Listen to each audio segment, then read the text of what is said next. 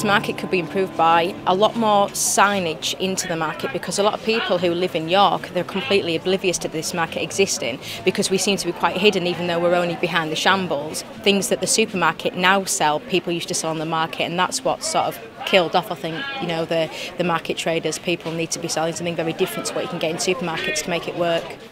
Buying habits and shopping habits have changed. You know, a lot of people shop from a laptop at home. You know, some people like the idea of shopping out of town, where you can park your car in one location and go right round and buy everything under one roof, because everyone's busy. I would want to move into a shop, and I would have already moved into a shop, but the problem is it's too much of a risk. I think there's only so much I'm going to be able to sell from the store. So if I make it at home, there's only so much I can make. So I think the next step is to get the unit or the shop and see where that takes me.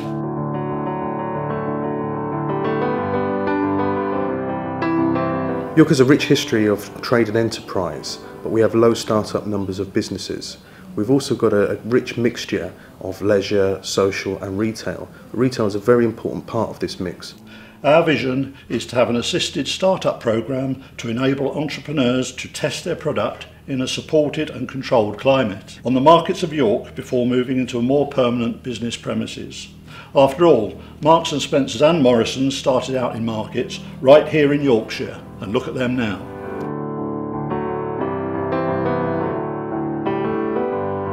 My role is to look into sort of new enterprising opportunities for the voluntary sector.